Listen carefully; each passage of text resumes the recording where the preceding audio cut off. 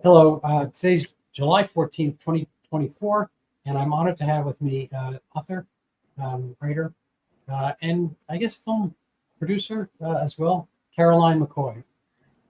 Hi, thanks for having me. So I really enjoy your writing. You write for the New York Sun, and I guess you've done things elsewhere. The New York Sun is a little bit like, an interesting newspaper, or if it's I don't know if it's paper anymore, but a news outlet, a web page. How did you come upon the New York Sun, and what do you write about? What do you enjoy doing? Okay, so the Sun, it was a print paper, and then it folded, I think, in 2008, and they relaunched it as a website in beginning of 2022. And a friend reached out to me and said, "Are you interested in writing a few pieces for them?" And I said, "Sure." And I love it. I love the people I work with. I write mainly about politics. Like I'm flying tomorrow morning to the RNC in Milwaukee. I live in New Hampshire. I write about some libertarian stuff. I met you at Pork Fest. I've written a bunch about Title IX. Got a range of topics. I think you have a really good voice, clear. And it's your writing's comprehensive, but it's light, and I appreciate that. But we met at I for first timers, I always call it Porcupine Festival. Okay, that's all right. It's called Pork Fest, but some people think it's just kind of like Nathan's hot dog contest, and people are just chowing down on pork or something like that. But the libertarian, I guess they're spirit animals, porcupines, kind of stay away from me. I'm prickly, leave me alone, kind of thing. But maybe you could tell us a little bit about your journey to a Porcupine Fest or Pork Fest. What are the libertarian leanings you might have? How did you go upon that? A little bit of your, we wound up speaking on some other issues pertinent, I guess, to the libertarian mindset. Drug addiction and all that kind of stuff. And maybe you can tell us a little bit about your more recent journey, say from New York to New Hampshire, libertarian issues, before we kind of touch on some of the other things we talking about, like addiction and so forth. Okay, so I'm a native New Yorker. I was born and raised in Manhattan, and COVID hit. I was 9 months pregnant with my second kid. We left, my husband, my toddler, and I left for 2 weeks to flatten the curve. Remember that? And we essentially never came back. So we stayed with a relative in Connecticut, and then my husband's work went permanently remote, and we said, where do we want to move to? And he had a relative in Dover, New Hampshire, and we had visited Portsmouth, New Hampshire. We thought it was beautiful. And we said, let's just do something wild and crazy and move to New Hampshire. And anyway, so that's how I ended up in New Hampshire. And then while writing for The Sun, New Hampshire, I guess this was 2022, they had a secession vote to secede from the Union. I think it got 13 votes. I'd have to refresh my memory on that year. And, so it was in the local news. And I thought, what is this Free State Project? It's like weird, this group, I thought, this is so weird. People are signing a pledge. People who are libertarian leaning, or they call them liberty lovers, are signing a pledge, picking up their lives and moving to New Hampshire for this Free State Project, basically to create a libertarian homeland, or people say like a libertarian Israel or a libertarian Switzerland, or I don't know. There are a bunch of analogies for it. So about 2 weeks before Porcupine Freedom Festival, which is their annual gathering in northern New Hampshire, was supposed to start that year, I pitched the story to The Sun, and they said, yeah, go. So I went. I sort of did a refresher on, this was also the year that the Mises Caucus won leadership in the Libertarian National Committee at their convention in Reno. So that had happened a month prior. So there's a lot of like libertarian news happening. So I went up there kind of with an open mind, met all these people. And honestly, I had a blast. It was really fun. It was really weird. I'm from New York. Okay. Yeah. I get out of the car. So am I. Okay. You're right.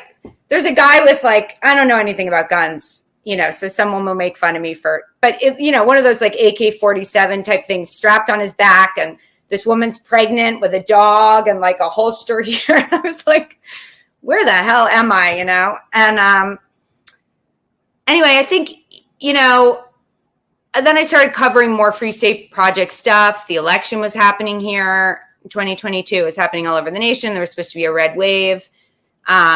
The Libertarian candidate had essentially decided the Senate election 6 years prior.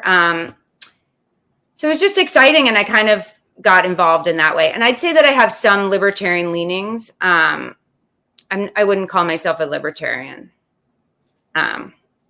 Well, but you were. I'm just jumping out on a limb here, but it seems like you were looking for liberty in 2020. You have a child, you're pregnant. You know, you don't want to be like literally kind of boxed in just a tiny little box in a place of a lot of boxes in New York City. And the whole, you know, reason I'm a native, you know, people from the Bronx. I don't know if we're native New Yorkers or not, but we consider ourselves native New Yorkers. And you know, the whole concept is you get to roam around. You know, you have these small apartments, but you have the whole city at your fingertips, and you can go around. You can experience a lot of things, meet a lot of people, blah blah blah. But if you're just sitting like a bad dog, you know, kind of in your tiny little doghouse, locked in, whatever. I mean, that's not New York City. That's not liberty. And so I assume there were some kind of inklings of wanting to, you know, be able to live, you know, breathe fresh air and so forth, and have your kids do that as well. Yeah, I mean, that was definitely part of it. So, you know, being pregnant in the very early days of COVID, New York hospitals didn't allow partners. I remember calling NYU Hospital right before I gave birth, and they said, if you test I read somewhere, if you test positive for COVID, you might be separated from your infant for 14 days. This was like early where the policies were changing all the time. And I said, can you just confirm that's not going to happen? And they said, we can't confirm anything. Can't confirm or deny. Exactly. So I said, screw this. I walked into an emergency room in Connecticut to give birth. And I think the whole experience with COVID, like, I think this happened for a lot of Americans. You start to kind of open your eyes to things that I've always been kind of anti-authoritarian, you know, as a punk rock kind of kid. But we moved here for a normal life for our kids. Like, you know, I saw pictures on Instagram of other kids from my son's daycare in New York, 2 years old, you know, all masked up, that kind of thing. And I remember about 2 years after COVID had first started, my son was at the dining room table and he asked for the first time, what is COVID? And I thought, okay, we did right by our kids. You know, we really we lived our life. You know, we did outdoor things. And we met a group of people here in New Hampshire who also had small kids, and they were going to be in the playground and they were going to be interacting and, you know, trying to live a normal life. So yes, liberty has definitely had something to do with it. I'm not quite in that age cohort.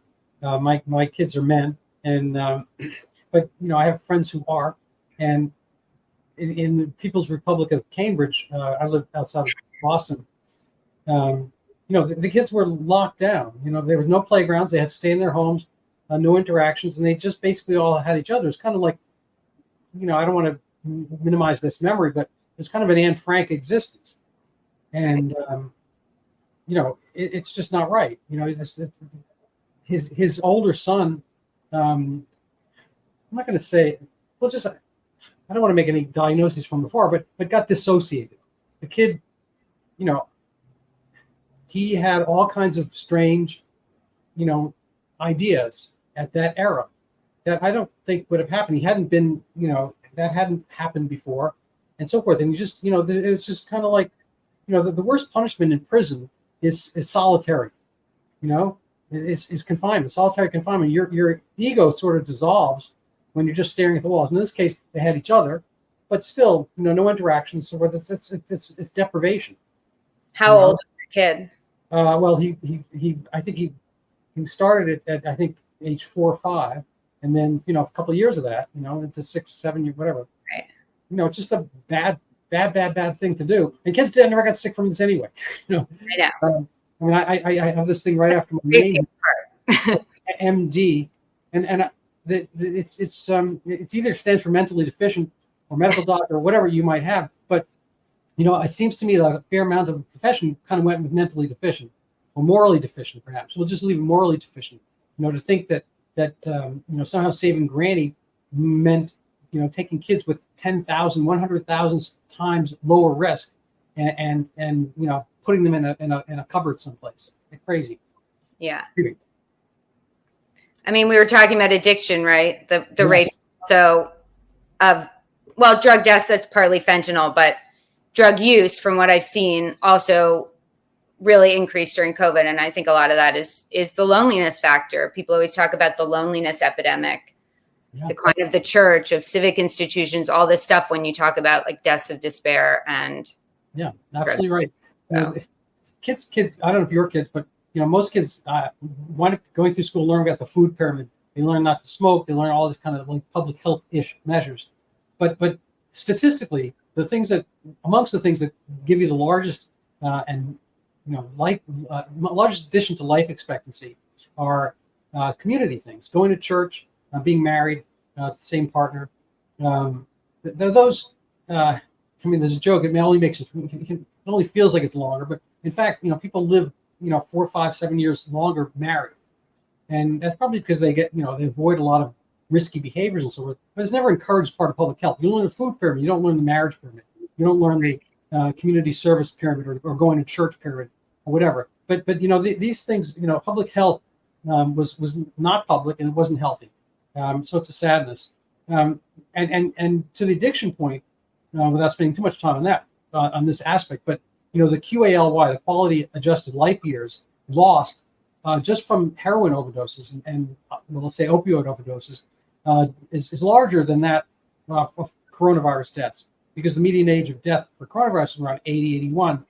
And so people who are dying mostly are nursing home quality or lack of quality lives, and they maybe had a life expectancy of a year and a half or something like that. So you're losing about a year and a half per QALY per person lost, which is sad and tragic, versus a heroin addict dying at 35 with potentially 40, 50 years of life left. And so those are magnified. So we had an enormous, I think, almost a doubling in heroin overdoses.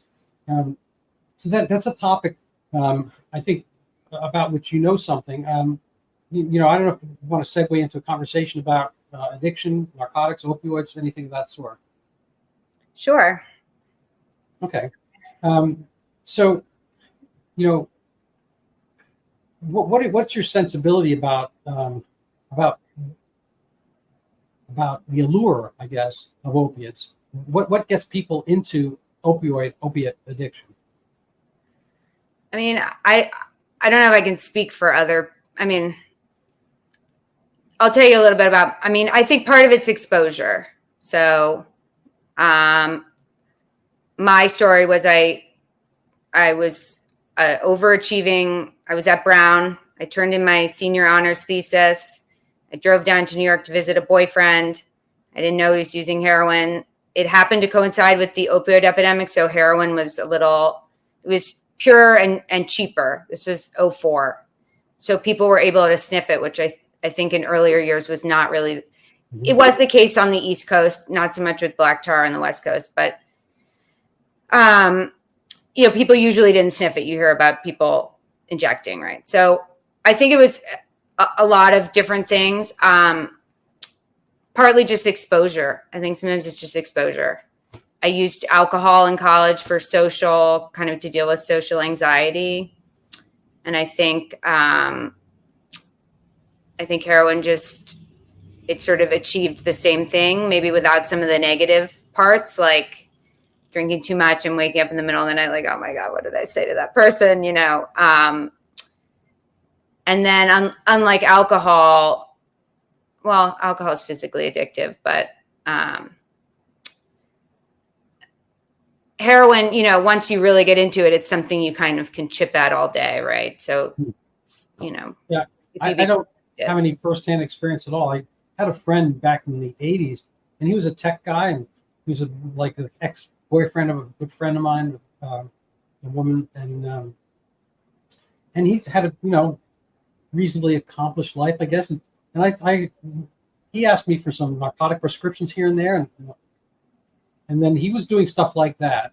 And he'd spend his weekend kind of like, I don't know. I asked him about it. He's like, oh, this is something I can control and feels really good, and you should try it. I didn't. But so where does it go from like your friend, I assume wants to have a good time or I don't know, take the edge off life. I mean, how do things start? Where do they go? What's the appeal? And how does it feel to kind of be in the throes of it, and or when do things turn bad? Maybe not that day. Maybe you don't have a hangover. I don't know. You tell me. Okay, so I tried it that one time. I'll just tell you the basic story. I tried it that one time, my senior year of college. I graduated college. I moved in with that boyfriend in the East Village of Manhattan. And I realized this later, the part about kind of timing with the opioid epidemic. There were people who used drugs in college, and it turns out I knew a lot of people using pills, but I didn't start with pills, and I didn't. Anyway, it was just around. It was around a lot, and I'd say the first 6 months, it was just on weekends. Oh, if it was a friend of the boyfriend's who had the connection, I didn't go buy it myself or anything. It's more like a party drug. And then, it kind of looking back, it happened quickly, but I didn't really notice it. Like, oh, I'll just take a little bit before work, it makes the commute a little nicer. When you're sniffing it, it's just like little bits here and there. And then I realized I was physically addicted. And then the question is like, when do you kick if you want to keep your job? So then weekends, trying to kick it here and there. And I think what's, I guess, kind of insidious about heroin addiction, or, people will say, oh, crack is worse or methamphetamine. But I think what was, looking back, heroin made me all-day user. It's something that, we could talk about methadone and stuff like that. The physically addictive aspect of it, it makes it so you plan your whole life around it. You can't go away without making sure you have enough bags to get through the day. And I wasn't earning a lot of money, but I had a job. The rest of my life was functional, so it didn't really seem that bad. And then it got bad. And then it got bad. So yeah. What's the and then it got bad part? What changed it? Was the relationship changing, or was the price going up? Was the usage higher? Was it impinging on your finances? Legality? I mean, what's the getting bad part? Okay, I lost my job. Because of? I think because of drugs. It wasn't said, but the sort of supervisor right above me was in recovery, and I think he knew. And we were kind of friendly outside. We lived a block away from each other. I think he knew, and he fired me. And then, at that point, I was spending a lot of money. I mean, hundreds of dollars a day. And then I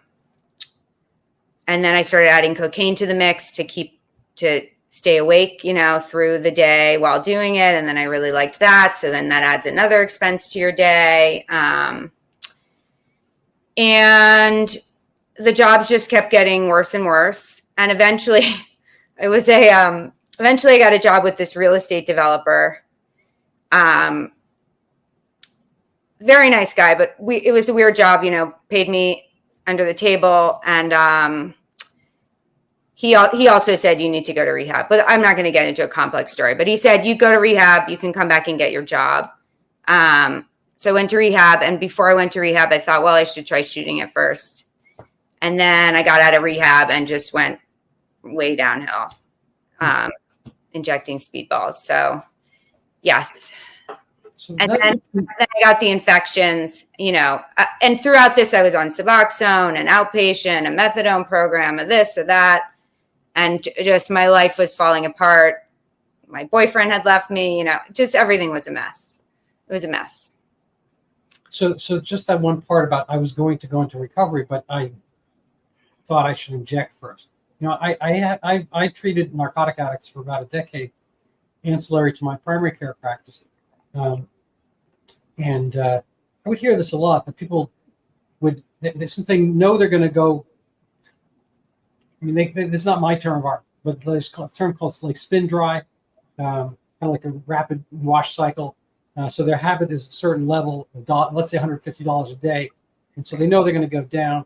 So they might as well, they're going to go through some tough times with detox. They want to get that last rush, because they're going to go, as long as you're going to put your clothes in the washing machine, might as well get them as dirty as possible. What was your, I mean, is that something, forgetting my analogy per se, but, is it something, you say you're going through recovery, but then you started to inject? What was that decision about, if you remember? I feel like I could answer this so many ways, but I think there's kind of a rock and roll glamour to heroin addiction. I mentioned I was like a punk rock kid, part of this like crusty squatter scene in the East Village of Manhattan. Rock and roll bands, all this sort of stuff. I think there was something kind of glamorous about it. I'm also just naturally a risk taker, which has both served me and not served me in life, but I think generally has served me well. Like I hopped freight trains across the country in between high school and college. I deferred going to Brown and was like, I'm going to hop freight trains.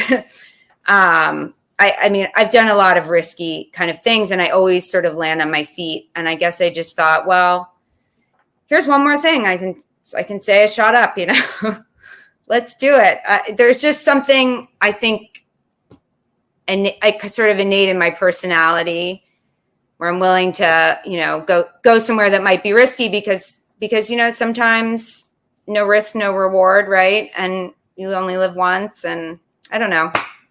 So that might seem like a simplistic answer, but I think I just wanted to have the experience. And then I went to this rehab facility. It was called Cornerstone. So I had Medicaid, Medicaid paid for this rehab facility. And I showed up, and they put you on a blind methadone taper, which is basically, I think, like 40 milligrams or something like that. And I think it was an ill fit. Let's say the place was an ill fit for me. My therapy group was, everybody was homeless or avoiding incarceration and was much older than me. I was like 23. I mean, whatever, this sounds terrible, but there were class differences. There were degrees of use differences, the sort of, the counselor's shtick was that he used to stick people up with a gun to get his drugs. And if he could do it, so could you. And, I think that the things that I was running away from were like fears of not succeeding enough career-wise. It wasn't like, my homeless girlfriend just had a baby who's HIV positive. I wasn't getting much out of the therapy groups. One thing I did get kind of sitting around the smoking tables were all the ways you could scam for more money, how to get SSI, how to get, how to sell Lucy's by, getting cigarettes here, or people would steal toothbrushes and then resell them to the bodegas on Avenue D. It's like, I think overall it actually made things worse for me, because I thought, oh, I have a lot more to fall. Let me try this injecting thing a little bit more, because my job right now really sucks. I'm basically a chauffeur for this guy and real estate guy. And, my boyfriend left me, and I'm living alone in this dumpy apartment, and I don't know. I just, I don't even remember the question. I just totally got taken back to that time which is crazy. It's kind of, I know there's a couple of books like that. Three Penny Opera is similar. But I would spend time with my narcotic addicted souls, my patients and so forth, and almost to a man / woman, they'd say, "Oh, you're the first one to talk to me about this." I would ask them questions like this, and they're like, "Don't you just want to give me the dose and get out?" I mean, they never see a doctor. They spend times in methadone clinics and then Suboxone clinics, which act like methadone clinics. The whole concept of Suboxone was kind of to destigmatize the methadone world and to get people into doctor's offices. Methadone clinics were seen as dens of iniquity, and a little bit of this kind of passing around of felon level information. There was a lot of organized crime. I would ask my patients, like, you're not working. How do you get $150, $200 a day for drugs? Well, I just do. Like, okay, well, how?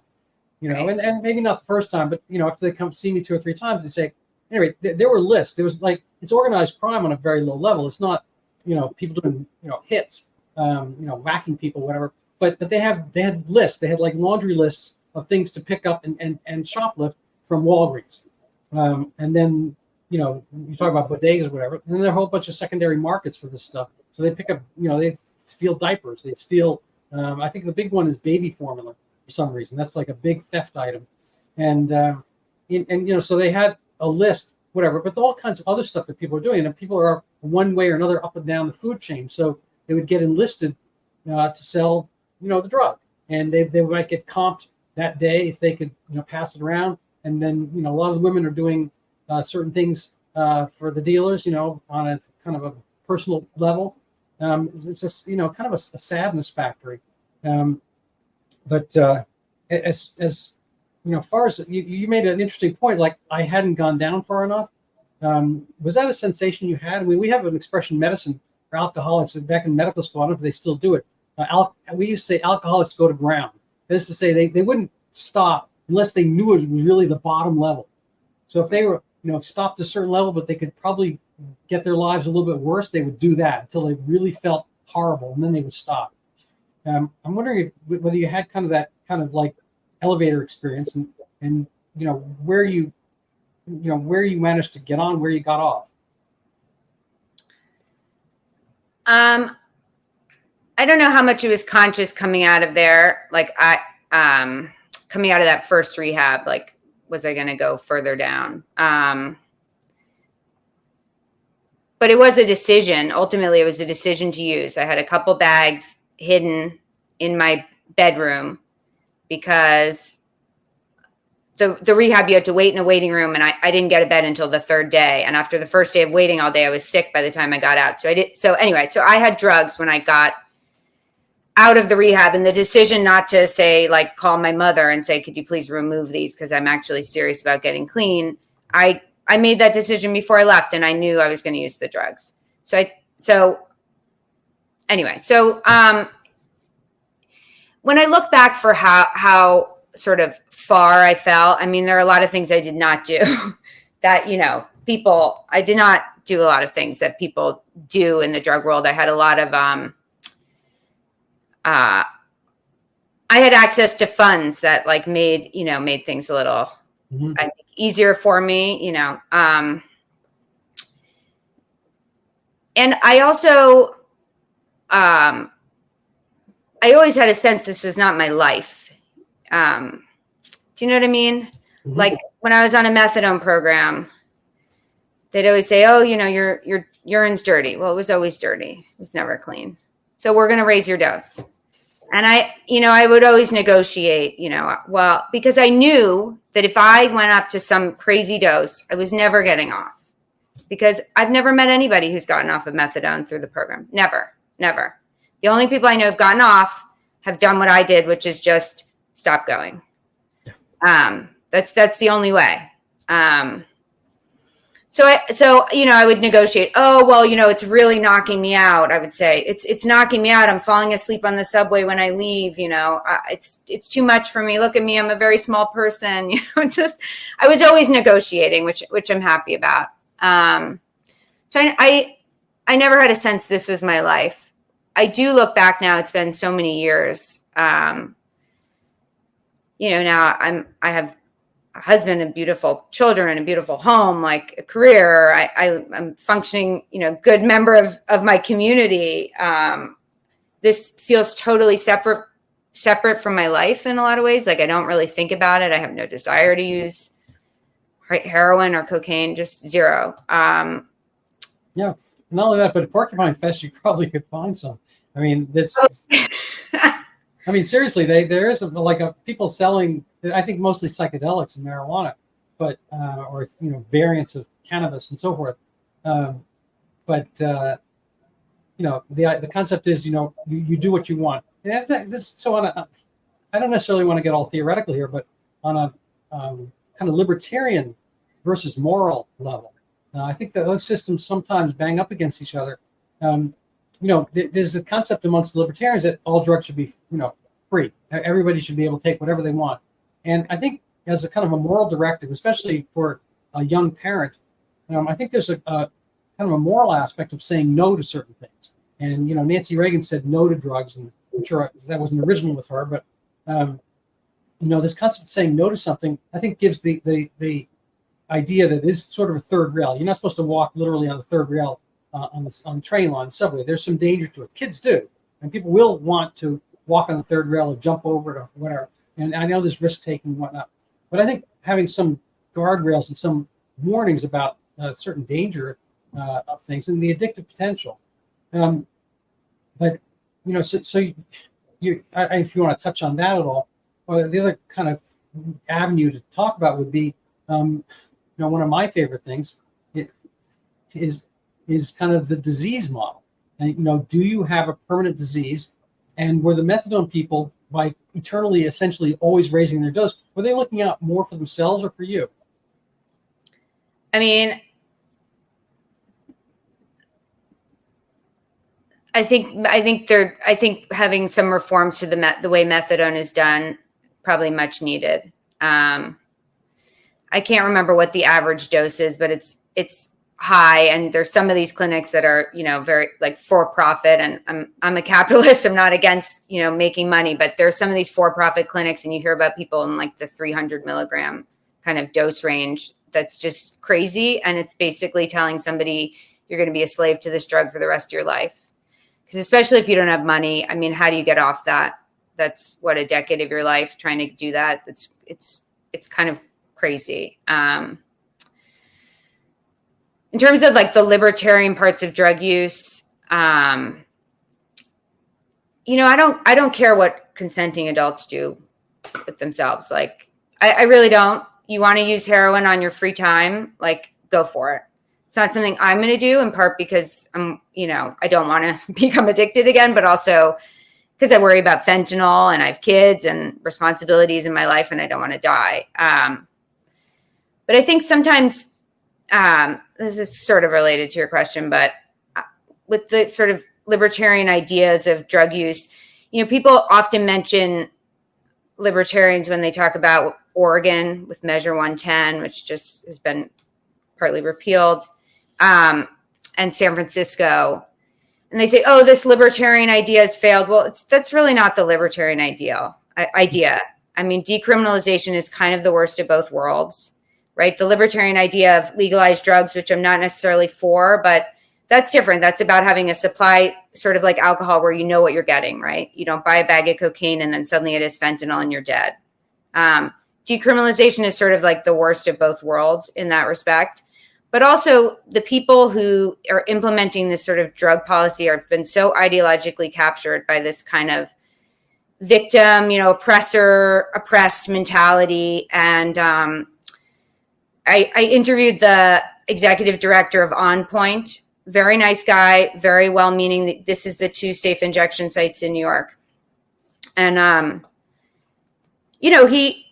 I think he really cares about his work, and he's, we could debate the safe injection site thing, but one thing he said to me was kind of interesting. I said, so if people are injecting drugs in a park near here, can you arrest them or tell them to stop? Or what are the rules with that if you discard syringes? And he said, well, these people are, victims of trauma. They are victims of systemic racism. They are victims of this or that. And I just thought, like, so what do? We're just going to like put our hands up. Okay. Kind of what happened in San Francisco. Okay. Oh, I'm sorry. You want to pitch a tent here and shoot drugs and then leave your discarded syringe on the ground. And, but you're doing drugs. And we have this idea, you're a victim of trauma. So we should let you do that. And so if you're shooting fentanyl or smoking fentanyl outside of a school, that type of drug use it's no longer a victimless crime, right? So the sort of tolerance for that's not, when people talk about the sort of libertarian idea of bodily autonomy, it doesn't really apply there because that's not victimless drug use. And I often think about, I used to live across from Tompkins Square Park for more than a decade. And I had my first son there, and we moved when he was 2. And I loved the park. I knew all the homeless guys by name. I'd lived there for so long. I had a dog, so I'd walk my dog. I'd say hi to Jerry, all this stuff. But there was one summer that got pretty bad in terms of the drug use. It's always been druggy, but it was pretty bad. And I was walking my son, who had just, was early walker, around a fence, and there was an uncapped syringe. And I just was like, you know what? I'm friendly with all people. You want to do what you want to do. I've been there, but don't leave a syringe right here where there are a bunch of kids. That to me, that's just like, that's a deal breaker.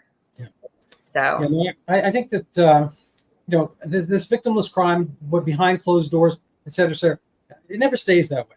It never stays behind closed doors. People, it's like, I don't care what you do, but then, tomorrow you have drag queen story hour in the library, in the public library. We have it at second grade classes. So it's not a matter of like, oh, I don't really care if you're a drag queen, but it's like, it's never enough. Because I personally think people have this proclivity towards, how do I say this? It's not. We all, everybody I know used to be a child at some point. Some of us are still children. But there's this kind of aspect of pushing the limits. You push the limits and you push the limits, and your parents are supposed to say, hey, dude, that's too far. That's enough. And we all, I think, in order to have a good grapevine, certain plants, they need a scaffolding. They need a matrix upon which to grow, and they have to be cut back in order to grow fuller and so forth. I think a lot of us strive for that in our own lives, to be told, no, that's too much. I have my own personal, ankle bracelet. I wear it on my hand here. This kind of reins me in for certain things that I shouldn't be doing. Don't talk so loudly. Don't say that in public. Don't look at that person that long. Don't do that. So, okay, I get it. So I'm under, I'm an adult, but I'm under personal, I'm my own personal trainer, and it's we're having our blessed anniversary today. So, absent that, when people, in a sense, I'm not going to, I'm using the word lightly here, but when they transgress, essentially we all, I think, have some kind of, I don't know, it's not really a DNA thing. I think we have our roadmap. Once we've used our DNA, we become individuals. So I think we have our roadmap for better, worse behaviors. And I think innately we know what are the better behaviors, but we have this feeling that we can't do it. We can't make it. And so we'll, binge watch something, or we'll binge eat ice cream, we'll binge smoke, we'll binge this. I think we know we should be doing X. We have anxiety about not being able to accomplish it well enough. And so we ostrich ourselves. We dig a little hole, stick our head in it, and then we're gonna like wait it out, and everything's better. And it's like when we miss the deadlines. Well, I didn't want that anyway. And I think there's some aspect that our behavior will improve if we actually make it improve. And what's the point here? The point is, I think that when we don't get told no for doing certain things, and everything is permissive, all we wind up doing is more things that really require somebody else to say no. Because at some deep psychological level, I think we want to be told no to the things that we shouldn't be doing. We know we shouldn't be doing. Does that make any sense at all? Yeah, it does. It's sort of, I think it was like Abigail Schreier's book, Bad Therapy. I think this is where I got this from. I read that recently. This notion of like being your child's best friend as opposed to being their parent, where you actually have to set some limits, right? Right. And kids thrive, right, when there's some kind of schedule or routine. Dogs thrive, right? Dogs are well trained when there's a routine. So yes, like people need to say no, and also growing up, part of it is learning your own limits and when you need to say no to yourself, right? I think Michael Knowles, I listened to, and Andrew Clavin, they both have this. They're at the Daily Wire, and they come from a religious perspective in a sense. But there's, since we were talking about libertarian, liberty means freedom, but there's kind of an interesting, what you call it, a little parallel or contrariness between libertine and liberty. Right. That when you are libertine, when you're indulging in the senses and you're indulging in experiential things, and it has kind of a selfish aspect to it. And it doesn't necessarily leave you with liberty, because you wind up addicted to and beholden to these sensations. And it's a funny thing. I when I was doing the narcotic part of my practice for this, like mid 2000s to 2014, I had a YouTube channel for my patients. It was called Get Your Life Back, and Get Back Your Life. I made a couple of videos that I thought were explanatory, and one of them, I don't think I called it this, but I had a mental subtitle for it called "Porno or the Prom," and the words are similar in a way. They start with a P, only a couple letters, but the concept was, if you want to go to the prom, it's a lot of work. You have to think about it. If let's say you're the guy, you think about it. You have to get over that anxiety, ask somebody. You have to save up some money. You have to pick somebody, whatever. You might get rejected once, twice, who knows? It's very, it's a tough thing. And if you go to the prom, you're not necessarily guaranteed sexual satisfaction. And porno is kind of the inverse of that. There's no work required, and you're guaranteed an orgasm. And I think on the matrix of kind of the drug use thing, that there's this kind of the way you don't have to really work at that scaffolding and grow within constraints. The prom aspect, you can have instant gratifications. And I'm not trying to equate heroin with sex per se, but there's this kind of orgasmic aspect to it. I mean, it's endorphins, which are the morphine, endorphins. Obviously morphine was kind of invented by plants to mimic our own pleasure cycles, and we would ingest poppies or whatever. I think there's a kind of a short circuiting of the actual effort and kind of the maturity scale and the work that goes into getting some genuine satisfaction out of your life, and people will avoid that. Absolutely. I mean, it's the quick fix, right? It reminds me of the marshmallow experiment, with kids, right?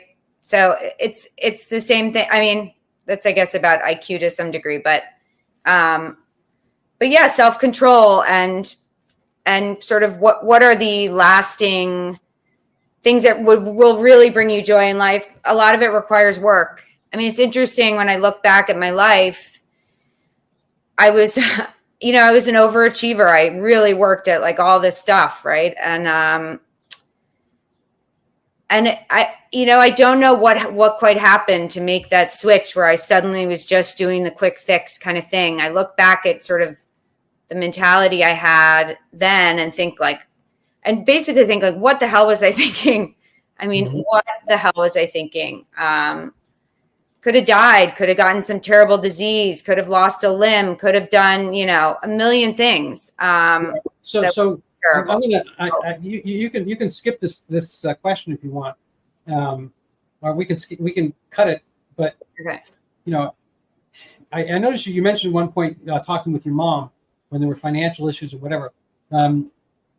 Where was your dad in this? And was your dad part of the picture growing up at that point or whatever? And was there on some level? I don't want to be Sigmund Freud here, but was there on some level waiting to be told Caroline, that's enough. Stop this. I mean, were you waiting for something, and did it come? I don't know if I want to include this. My dad didn't know about what was happening. Parents are divorced. He was living in England. He just didn't know what was happening. Not until much later. Actually, not until he read a Daily News op-ed that I read several years ago, and he gave me a call. He said, "What?" I said, "Yeah, that's, have you noticed it took me a little bit longer to get my life together." So yeah, I forgot the second part of the question. No, that's fine. I think you're touching on it. Well, the second, I mean, I'm not sure which part was which, but the question is, were you? I mean, it's hard to know this because we don't know ourselves per se. It's easy sometimes to see somebody else, but were you waiting for disapproval? Were you waiting for somebody to notice and say, "Would you freaking stop that crap"? I mean, is that any part of it? Does that ring a bell at all, or am I off base? No, but I mean, I wasn't a minor, so I didn't live at home. I mean, there wasn't, I wasn't getting money from my parents. So, to a certain degree, like there wasn't much that they could do. My mother at one point did pay for a treatment center for me to go to. But again, that ultimately didn't work either. So, yeah. So I'm going to segue a little bit to slightly, you mentioned Medicaid at one point and treatment centers. And how many of these kind of treatments did you do? And how many of them were serious? And did it get any more serious if you had to pay yourself? So I went to 3 Medicaid facilities. First time the Medicaid managed care plan paid for 2 weeks and cut me loose.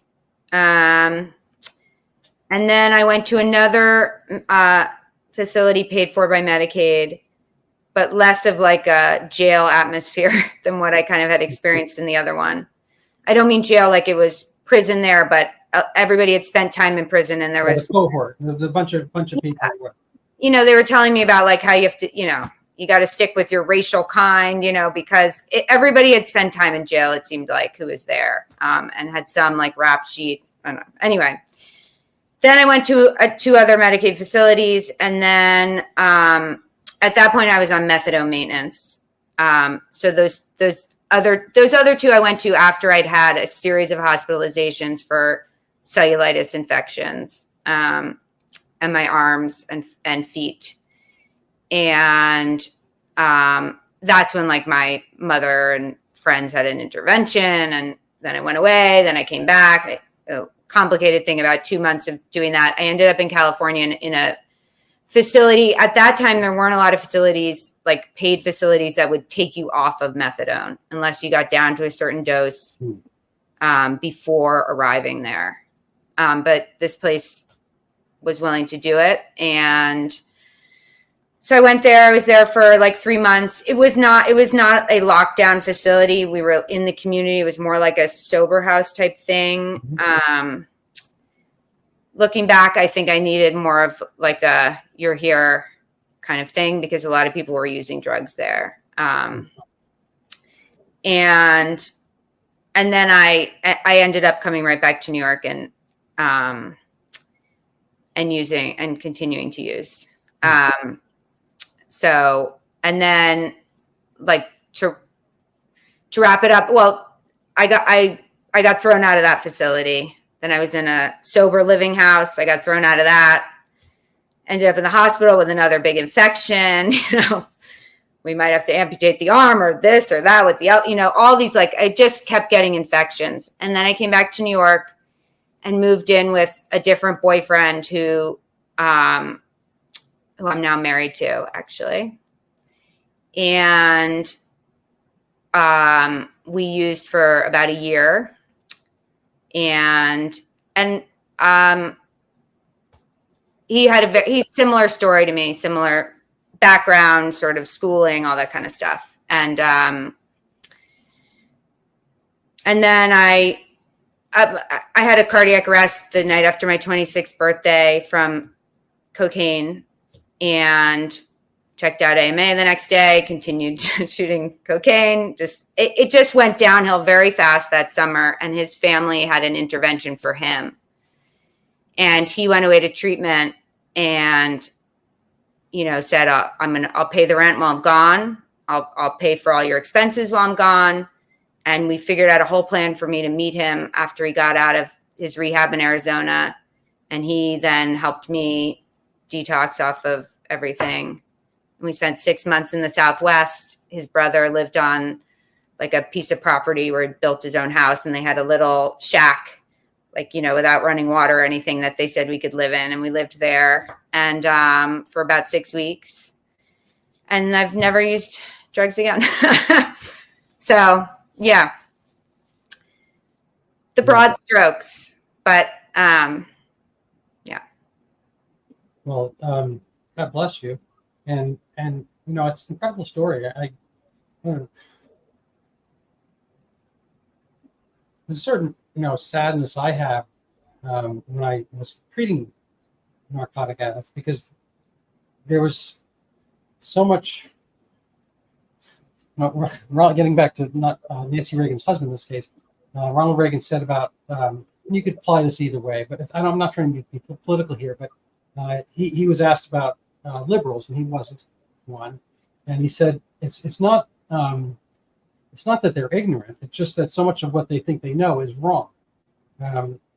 And I kind of felt that way, not listening to your story, but when I was treating people with narcotic addiction, they were told over and over again that they had a disease, that this is not something they could conquer, and they would be on a replacement drug forever. And that they should, the analogy, I don't know if you read my article in Brownstone, but the analogy started right at the beginning in the 60s and 70s, was that they came up with this disease model for addiction. Is like the diabetics with their insulin. You would never think about taking a type 1 diabetic off insulin. Nor should you think about taking a, let's say, narcotic addict off of replacement narcotic. And I just think this is so kind of, I don't know, inane, fatuous, wrong-headed, fallacious, self-serving, etc. Because, you mentioned cocaine, cardiac arrest from cocaine. People are addicted to cocaine. We don't do any replacement cocaine. We don't do any replacement alcohol. We don't do replacement drug for anything except for this one thing that doctors happen to have a, pretty nice little sinecure, like Starbucks with coffee. The doctors can write opioids and so forth.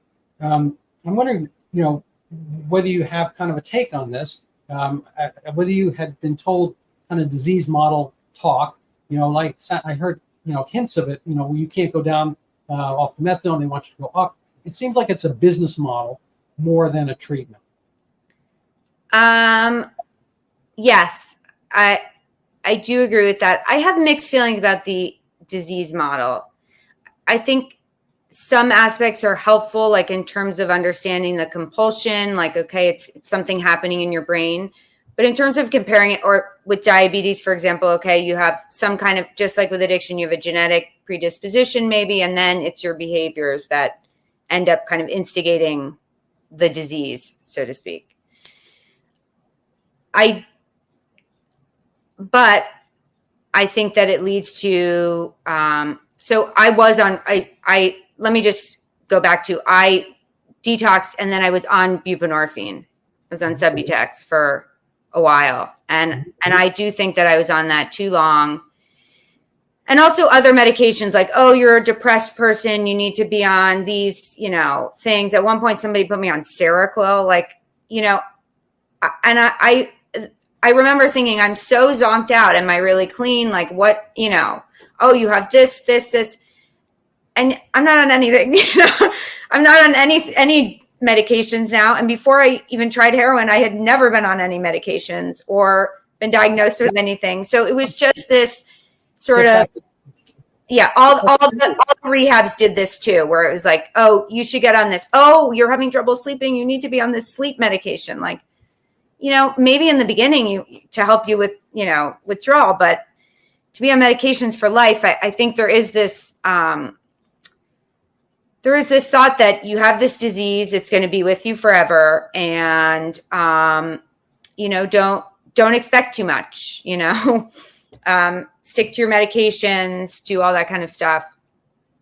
I mean, AA sort of is on the disease model too, but I think there's I did NA for a long time in New York and saved my life really. And I met some great people there. You know, at least there's a sort of, you know, it's a spiritual problem, right? And you sort of try to get your life back in that respect. And I think, frankly, one of the most beneficial parts of it, especially in a city like New York, is the community, right? You make friends. They're not using you. Learn how to go out to dinner and not order a beer or a glass of wine or whatever. So I don't, you know, I'm not a doctor. I have mixed feelings about the disease model. I think it can be helpful to explain certain aspects, but I also think, you know, I think I have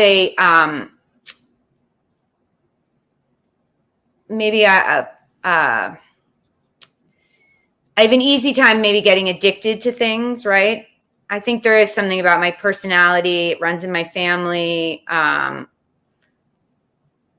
But I also don't think I'm a diseased person for life. Like, I'm a highly functional person, and I don't, you know, I like coffee. That's pretty much like. Yeah, I don't think addiction is nothing, but I have it as a trauma in a sense. I consider like breaking one's hip. God forbid you break a hip, but you know, people who do break a hip, in that however they broke their hip, they might also be dead. You know, it can be a huge trauma to break your hip. But breaking your hip per se is not a disease. It's something that's bad. It might change your life. It might alter your life. And life may never be the same, blah, blah, blah. But the act of breaking one's hip is not a disease. It's a combination of events that happen. And they can come from many different causes. Maybe you're old. Maybe you have osteoporosis. Maybe you're neurologically unsound. Maybe you got hit by a car. Maybe you weren't paying attention. Anyway, lots of different things can go into it. And some of them could be, characterologic, and some might just be bad luck. Who knows? But you don't have the broken hip forever. You might have the broken hip forever, but it's unlikely you will. And after time and effort and so forth, you can get better. And I don't think we have this. You're in actually good company if you want to consider it good company. You mentioned exposure early on, and I don't know if you again read my article, but I came upon this great quote from William Burroughs, the late William Burroughs, who was a rich kid. He was the scion of the Burroughs typewriter fortune, and he lived a rather strange and idiosyncratic life. He got away with literally murdering his wife, like William Tell. She supposedly shot an apple off her head and missed, and he didn't serve any time for that, which is the most preponderous outrage, I think, disrespect to the wife, anyway. But he was a writer. He's the Beat Generation, and he got a lot of play on that. But he said it's a disease of exposure. That opioid addiction, places that didn't have opioids didn't have opiate addiction, obviously. And in times, whether you look historically or geographically, he was pointing out like Afghanistan and Iran, they had a lot more narcotic addicts. They don't have many alcoholics. Because they don't have alcohol, they have, this anyway. So I consider, insofar as it's a disease, it can't be a very big one because it's a disease of exposure. And if you consider malaria disease, fine. You're exposed to it, you get malaria, but malaria is not innate. Something has to happen. You have to be exposed to that. Anyway. Yeah, I mean, you think about like the opioid epidemic with overprescribing, right? Probably similar thing. We could talk about like whether cracking down on that was a good thing or a bad thing, but I think exposure is a big part of it. I will say that I do think there's a place for these replacement therapies for sure. Like, I think methadone is a very different population than buprenorphine, and it does serve some purpose, and I wouldn't entirely shut down the whole methadone maintenance system. I think it could be, I think there's probably a lot of ways to fix it, but I do think that there is a place for those replacement therapies that can help kind of bridge you over into. Well, that was my thing. I did this thing like Goldilocks. I didn't want a 5, 7, 10, 14-day detox, and I didn't want forever either. So I didn't want too soft. I didn't want too hard, too long, too short. So like Goldilocks, I came up with like basically over time came up with like 4-month detox, and give people adequate time to really go through the thing without having really much in the way of withdrawal symptoms. So I would measure their, I don't know if you know this COWS, clinical opiate withdrawal scale, but I measured it week by week. They'd come in, and pretty much people didn't have any symptoms on a very slow, gradual detox. And mind you, I don't think it's really the drug. Part of it's the drug, and part of it's kind of you're recalibrating your life and expectations. And when you talk about the spiritual aspect of NA, I had this thing called the 5 F's, and I'm not going to have family, funds, which is jobs, faith, friendship, and only lastly fun. So people have to kind of re-assimilate the trappings of a life, and they have to have direction. They have to have positive goals and so forth. And otherwise, drugs are maybe a great choice. If you were in solitary confinement and you had no prospects, I mean, drugs would be like an awesome day. Yeah. But if you have life, you have to think, like with the marshmallow experiment, you have to think about the long-term repercussions and ramifications for doping up. I don't think there's any doubt. The only time I really took opiates, I lost 3 teeth in a bicycle accident, and I was in horrible pain for a number of days. They gave me, some narcotic, like oxycodone or whatever. And I took the stuff, and I had like incredibly wonderful dreams, just really terrific. And I was like, and I woke up the next day, and I'm like, oh, I can't do this again. This is like so good. I can't do this. It's not going to really be helpful. I'd rather have some of the pain, get over it. It's only my teeth. I was pretty ugly to begin with. It can't be much uglier, and just kind of move on with my life. And that's pretty much it. I tossed those suckers, and maybe the fish got high, but I don't know. Yeah. Another thing I'll say, like, I also think that syringe exchange is a very valuable thing. So that was the other like another point of disagreement with your brownstone piece. I think that sort of like what I talked about with this notion of bodily autonomy and when is drug use victimless, right? HIV spreads to people who are not using, the wives of people, husbands, the kids, whatever. And I just think New York needles were readily available. In California, when I lived out there in the sober living, that was not the case. And made me very much appreciate, I think they should be available for purchase in pharmacies. And I think that syringe exchanges should. So I'm going to ask you an ancillary question, and you don't have to answer this one, but do you think there should be condoms in middle school? I understand the point, right? Do we want to promote sex for middle schoolers? No, because I don't think middle schoolers should be having sex, but high school, yeah.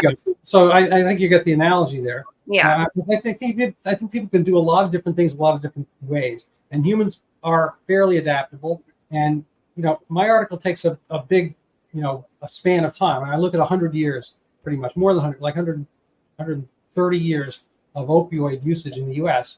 from the 1890s to the 2020s, and only off by 100 years. Anyway, and we had a huge opiate problem in the 1890s through the 1910s or so. And I think on a per capita basis, there was just as many people addicted. I don't think they had necessarily the same level of narcotic load that people have now on a couple hundred days of heroin or a couple hundred milligrams of methadone. But there was a problem. There was a lot of opiates being consumed, but that disappeared. In the modern era, through and up until the 1960s, there were basically 1% of the amount there had been in the 1900s and in the 1990s. So there's this total U-shaped curve, and it went down to zero essentially. There were 30,000 estimated opiate addicts in the entire country between the 1930s and 1960s. And I'm not sure life was worse then. Obviously, there was a world war, and you can kind of cherry pick or sour cherry pick things that were good and bad about those eras. But humans, pretty much the same kind of people. We had arms and legs and jobs and brushed our teeth or whatever. It's not like it was I'm not talking about the Middle Ages per se. And crime was lower. and people had kind of higher expectations of what they were doing, and with the exception of narcotic usage. It was seen as a sense, of personal failure, to be indulging in this continually, and there were laws against it, and so forth. Anyway, people, once I think the disease model and kind of the harm reduction model, wasn't called that at the time, but those things, this kind of paradigm shift is what brought on the opioid epidemic via replacement treatment for something that we don't replace for alcoholism, cocaine addiction, benzodiazepines, sex addiction, gambling, you name it. We don't. Tiger Woods had issues, but when he finally saw a doctor after the golf club to his face, nobody told him, we're going to write you a prescription for 2 hookers a day for 3 weeks, and then then I don't want to get too crude here, but nobody did that. It's like I don't know, was he more or less addicted than somebody else than Brett Favre was to opiates when he was throwing a football? I have no idea. But I think that the problem with harm reduction is that you grow the problem. You're yes, on the limits, you're kind of helping those people in extremis with their issues, but you wouldn't have that number of people on with those issues if you hadn't done anything in the first place. Right. I just there's always the question, okay, would you have shot up if you couldn't get a clean needle? Well, no, probably not in the beginning. That said, will you be more likely to share a needle if you can't access it? Yes. And then if you contract, you contract HIV or hepatitis C or whatever. Hepatitis. Yeah, if you want to funnel people into treatment, if you the easier you make needles, the fewer people are going to go into treatment. If you make the heroin free and the needles free, then people don't need to go into treatment. And I think there's huge problems with treatment, but ostensibly that's the way out. At least that's the way it's advertised. I just feel like if I had contracted, say, HIV, I'm not sure, 1, I would have ever gotten clean. 2, would not have this life I have today. Yeah, well, thank you. I'm so happy. Obviously, well, it has to do with choices too, right? The choices you make while you're using too. But that said, I used syringe exchange, and I just I think it's a very good thing. Also, if you just want to think about economics, like it costs something like $400,000, and taxpayers usually fund these HIV drugs, right, that people are taking. The cost of hepatitis C patients. I mean, I just think I'd rather prevent the illness and give somebody a fighting chance at a life and their health in the hope that they get clean than allow them. The late Michael Gerson had a phrase. He was a speechwriter for George Bush the First, and he had this stuck with me: the soft bigotry of low expectations. Have you heard that one? Yeah. And I just feel like it's a mistake to. I dealt with a fair number. I treated probably about 1,500 different opiate addicts in that near decade long period. Clever people, a lot of them are, they don't have the kind of the academic accolades you do, but clever. In order to be on the kind of heroin hamster machine, what do we call those things? What's that? Anyway, whatever that wheel's called, hamster wheel. In order to do that on a daily basis, come out $150 every day, they have to be crafty. Yeah. And it's not to say they can't figure something else out. It's a little bit like water. It's going to find its level, and if there's some impediments to get shooting up, then people are going to go on to methadone, and they're going to go on to buprenorphine and whatnot, and presumably at some point figure out a way to mature. But I think the more we kind of Peter Pan everything and have people in a kind of puer aetern, as the Romans said, kind of eternal childhood, and we cushion a lot of the problems that people self-impose in a sense, then you're going to get more of it. I think that I'm not some of my patients did call me Dr. No, which I kind of like in a way. I actually read the Ian Fleming book recently, and I don't really want to be him. He was it's a great book, by the way. So he was kind of a dastardly guy, and I think he had even more personal faults than I do. But but it was, sort of a compliment. And people, I'll give you one quick story. I had a corrections officer, and I've told the story a number of times, but first time to you. And he came to me, and he was shuttling narcotics in and out of the prisons, and he was keeping some for himself because why not? And he was making money at it. And at some point, he got caught doing this and that, and he had to go get clean. And so he came to me to get off drugs, and he was not a nice guy, and he was showing up dirty repeatedly on the drug screens. And so at a certain point, I kicked him off the program, and he leaves screaming and called me the worst things. Anyway, like fast forward 4 or 5 months, he shows up again, and he wants to get clean. I'm like, I remember you. You said horrible things about me. Like, why are you here? He says, yeah, I called you a bleep hole. But you know what? I need a bleep hole. I need somebody to say no to me. Everyone else gives me exactly what I want. And this is kind of to the point I was trying to make earlier, that people innately at some level, they know when it's time to get serious, when it's time to get custody of their kids, when it's time to avoid prison, when it's time to get a better job, when it's time to parent, when it's time to make a job. They need somebody who will help them get to their better selves. And I just think as a business model alone, the replacement treatment is already complicit and almost self-disqualifying on the virtue of the fact that the longer they keep you, the more money they make. And they have no real interest in tapering people and getting people back to their innate level. And you were born clean. You spent maybe nearly a couple decades clean, and you'll spend many decades clean hereafter. And I think that kind of this clean dirty formulation perhaps is too facile, but I think people have this exposure stuff, and then they can move on and expose themselves to other things. I think people are genuinely addicted. I play tennis as many times a week as I can, and I like the little exercise high, and I'd be very, very sad if I didn't have it.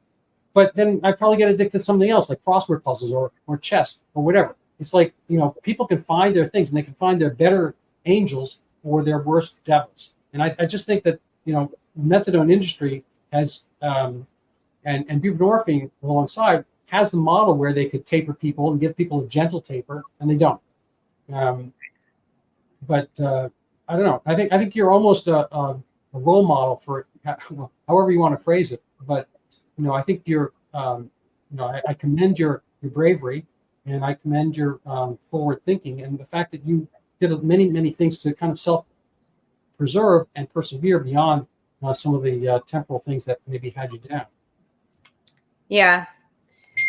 It's sorry. I just was thinking about when is there too much coddling, and I think that it's a hard question to answer, right? Like I think syringe exchange is a good thing. You think it kind of goes too far, whereas I think some of these other coddling things go too far, right? Like some of these programs in San Francisco that they have, and I do think that there are people who, some might be very well-meaning, but it is an industry. People have nonprofits. The nonprofits stay in business through this and these tax dollars. And it only happens if people stay homeless and in the cycle of addiction and all that. And I don't really know if I'm a role model. I mean, I feel very lucky. I feel like I've led a charmed life in many ways. And I look back, like I said, I never speak about this publicly. A lot of people in my life have no idea about my past, except there's a reason I wasted a lot of years. And it took me a long time to be functional, even after I stopped using drugs. Well, I was honored to meet you. It was just chance occurrence. I saw you at Pork Fest, and we're doing some real great yeoman's mother work there. Beautiful kids, and I really applaud you on your journey. So I'm going to round things out. I'm going to on your webpage and some of your writings, so they can get a link to those if you don't mind. May I post your webpage? Yeah, absolutely. Okay, so here we go. So people want to find you. It's the eponymous Caroline McCaughey.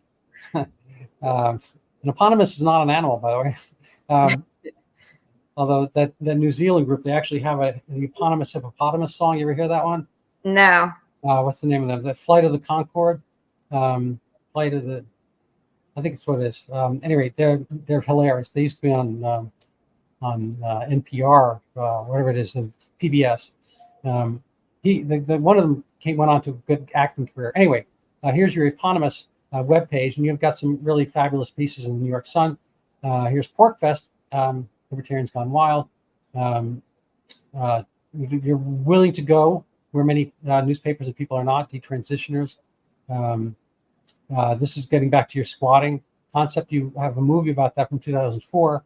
And actually, I interviewed Saifullah Khan. I'm sure that's whom you're referring to here, the ex-Yale student. He was on my show. I'm happy to share that interview with you. He's a very interesting guy. This is something kind of interesting, close to my heart here. And you got some great stuff. And then this is a piece from Medium that I read about 2020 Democrats. It really easily replaced the 2020, 2024. So I commend you on all this great work. So thank you very much for that. And any final words before I have the final word? Thanks for having me. This has been fun. Yeah. Well, I appreciate that. And then lastly, I'm going to do a self-promotion here. If people want to help support my podcast, they can buy my book. This is a pandemic that people have maybe forgotten about. It was the biggest thing to its day as far as upsetting world travel. It was in the 2016 Rio, Brazil Olympics, and people wouldn't travel because of Zika, microcephaly. Zika is a real virus. Microcephaly is a real phenomenon. But as we've seen nearly a decade later, nobody's discussing this except me. It's a picture of me on the cover right here. And actually, it can't be. I got to be honest. The only mosquitoes that bite are women. Only the girl mosquitoes bite. The guys only have sex and die, and the women are left with the eggs, and they have to nurture them, and so they suck blood pretty relentlessly. I'm going to leave any analogies aside, but that couldn't be me actually, unless I transition. So this is my article in Brownstone, and I recommend people read it because A, it's fabulous, interesting. And it's the genuine cause of the opioid epidemic, which people all think is OxyContin, fentanyl, and so forth. But there's got some other causes. Let's see if I can find the U-shaped curve here. I don't know where it comes. Oh, here we go. This is the 100-year view, the long, kind of like the long march. This is the heroin addicts that occurred when the country was 1/3 its size in the 1900s of what it is now. And it's kind of like went for decades without any. Anyway, people can check this out on brownstone.org. A few other articles there as well. And I'm in your debt, Caroline. So thank you so much. Yeah, thank you. Thanks.